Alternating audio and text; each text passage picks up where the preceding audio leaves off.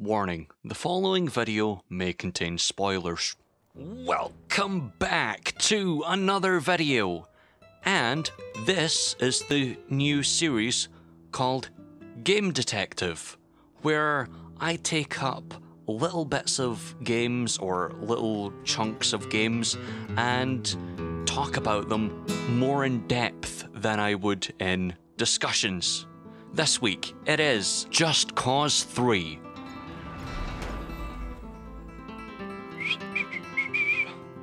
Ooh. Get that off. It's not pollution if it's not there. Okay.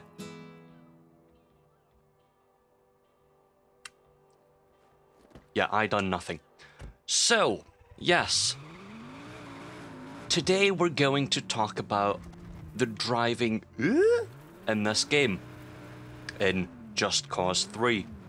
And no, I'm not just gonna drive a sports car on sand. That's stupid. That would be a stupid way of objectively looking at, hey look, cars. God, that camera's awful.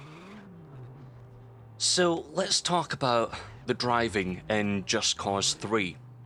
A game I quite like as a sandbox game. Well, kind of. But a lot of the sandbox features that I like, the likes of Grand Theft Auto or Saints Row 4, frame rate, happen to be missing. And that would probably be down to one of the facts of the driving.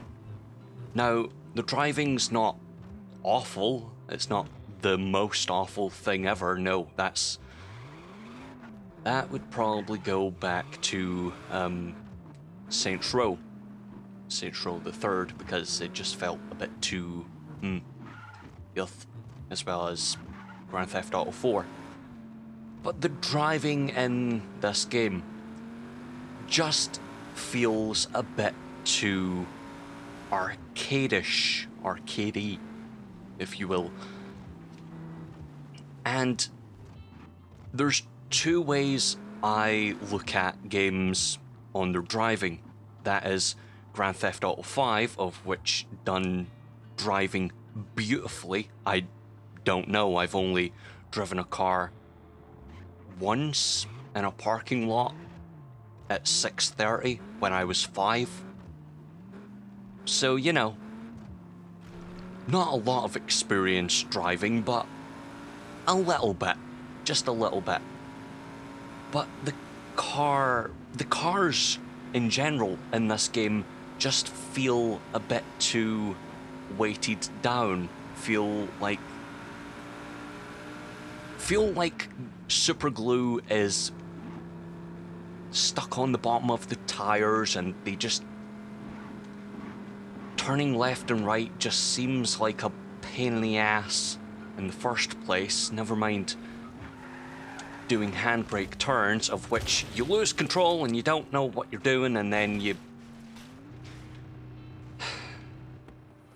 have to get out and make sure that the game isn't doing a whole Grand Theft Auto San Andreas thing, where apparently the game thinks, yes, the world is made of Rice Krispies.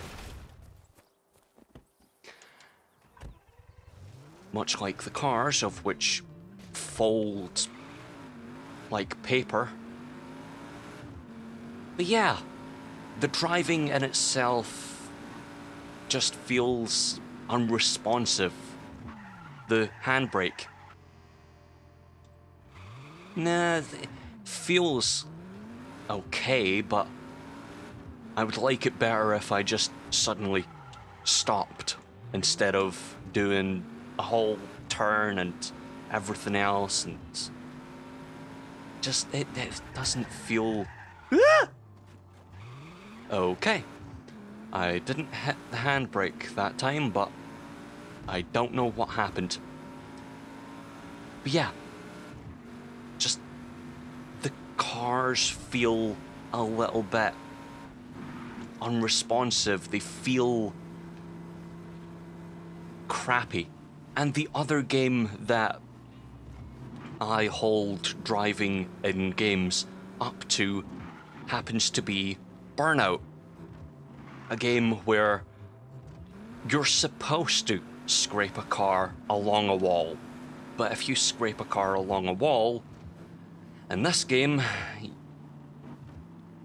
you kinda look like a 3-year-old drawing of a car.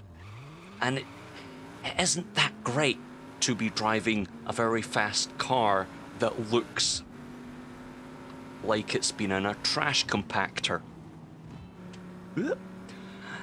And that feels like it should be...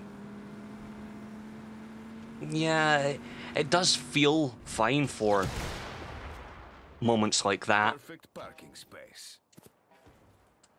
Yes, up a tree. That's how I do all my parking. No, really, it is. But yeah, a lot of the cars just feel like crap to drive. I mean, this isn't supposed to be the best of cars, but, you know, it's still pretty crappy as far as response.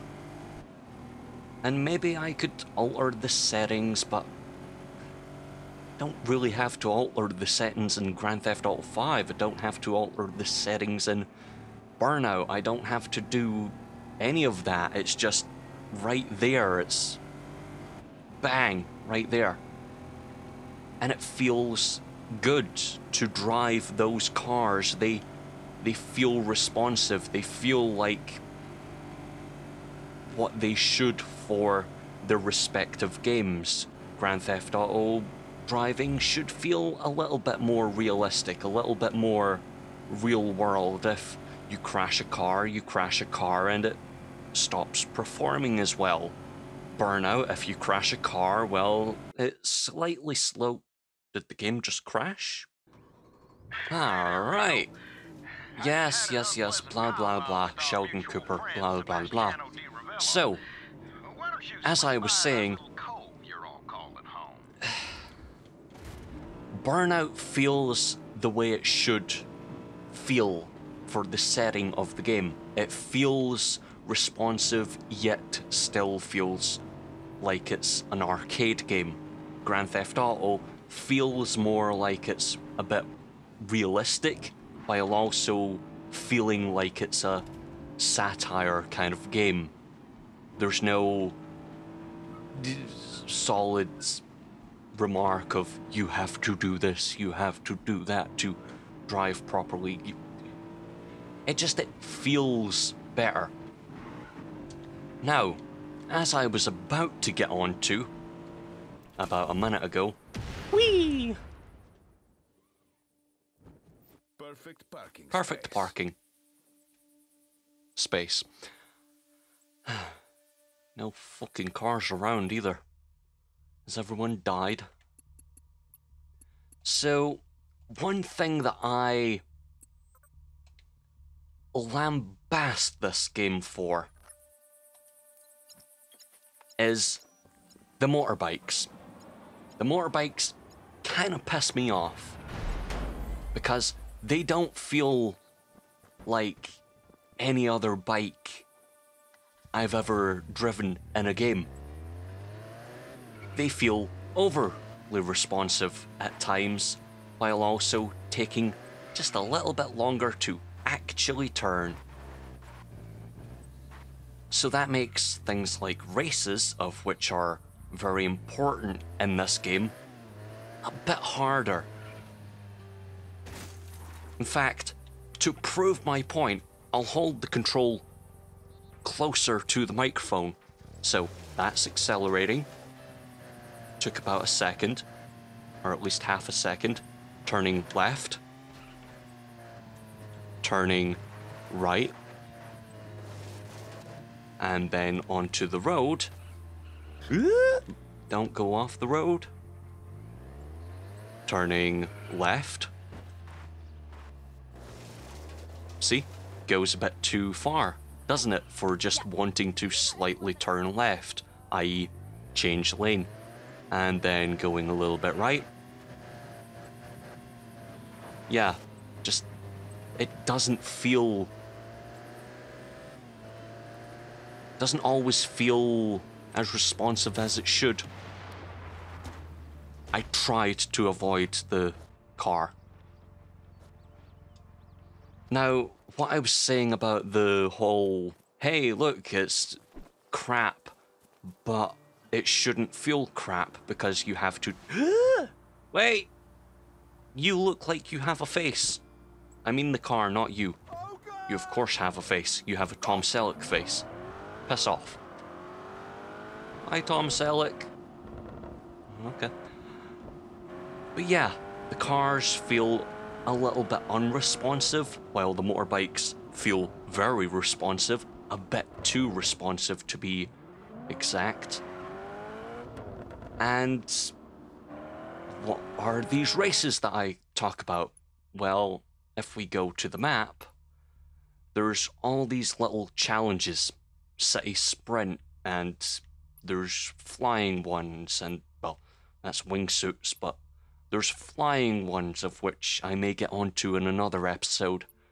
There's driving fast so you don't explode ones. There's lots of little challenges darted all over the map. All over the map. And one or two of them happen to be about motorbikes. I think that's... No, I've done that one. It's green that I'm looking for. Nah, I think it may be that one. I don't know. One of these challenges happens to be a motorbike, and I can't drive a motorbike worth a damn, as you clearly saw about a minute ago. Now, what does the gears mean in the whole thing? The earned gears, or gears earned, and 4 gears needed for next upgrade, blah blah blah. Gear mods. This is how you progress through the game, and it feels like a okay system, providing all the mechanics in the game work well with it. For example, grenades, and you have to do, I think, yeah, destruction mods, complete destruction frenzy challenges to unlock destruction mods, i.e. blow up bases and do certain challenges with those bases. And then, whoops, I meant to flick over that way. Boost explosive things. Complete crash bomb challenge to unlock explosive mods. Those are the driving the car fast and don't explode kind of thing.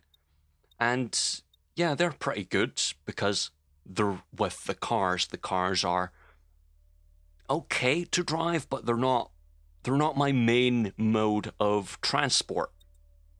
And of course, there's complete shooting gallery challenges, of which I'm bad at because, yeah, it's a controller.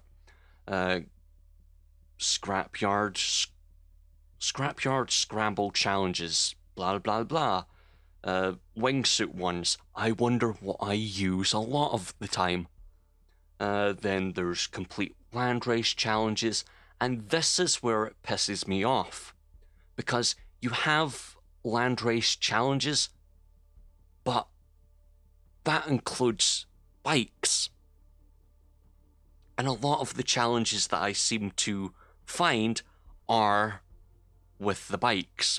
Not all the challenges are with the bikes, a lot of the challenges are with the cars, but it's still the point that I have to use a bike to get around when, yeah, not really any of these things are to do with the bikes. Which is a bit shit, also. How do I do? I'm trying to remember, how do I do the jump thing? I don't know. But yeah, cars I don't use to drive around a lot of the time, as I've clearly stated. And if I go around here, go up around here, and get out my car, up here. Yeah, your birthday. Shit, I'm on the wrong side of the town. So this is my main mode of transport. I like the wingsuit. I wonder why. Not a lot of games really give you a wingsuit to fly around with a grappling hook. I fucking hate you, guy. Not a lot of games really give you a grappling hook or a not a parachute, a wingsuit. In general, never mind both of them. So, yeah, this is more of a fun way to get around. I wonder why. Because you can dodge buildings, you can act like Batman, but 10 times better because you're not an asshole. And grab the parachute and head down there. A pogo stick. I favor a pogo stick over cars. There's something a little bit screwy with your driving mechanics if I prefer a pogo stick to your cars. I'm just gonna say it. It's more of a fun way of traveling. Sure, you don't get all the jumps that you hope you do, but hey, it's still fun. It's still better than driving the cars, because the cars tend to explode and crumple into paper. But this, with the music in the background, just seems a little bit more calm, a little bit more responsive. You roughly know where you're going, unlike the motorbikes, of which I hate. So yeah, what do I really prefer? A pogo stick over an Aston Martin something something James Bond car that's right in front of me, I think. Is it? I don't know. Hey, can I get off and then... Whoop! Hi, guy. Hey. Crap. Hey. Yeah, I think that's just an Audi. Hey, guy. I don't have the HUD on. Yeah, blah blah blah. Hi. You a nun? No. I've landed on a nun's car before. That was awkward. I have weapons. She, didn't really like them. Hey, can you just, go over there? Thank you. So yeah, out of all the modes of transport in this game, I prefer flying with a wingsuit and a grappling hook and a pogo stick. Maybe make your mechanics a little bit better than Just Cause 3 if you're making, you know, a driving game, because I'm not a big fan of all of the crappy cars. Why is there a car down there that's stuck? I wonder. Is it just unloaded? Did someone fall? No. Just a car left on the motorway with no one in it. And it's like crumpled dust. It's probably a challenge. Oh well. Hey guy. And grab him. Crap.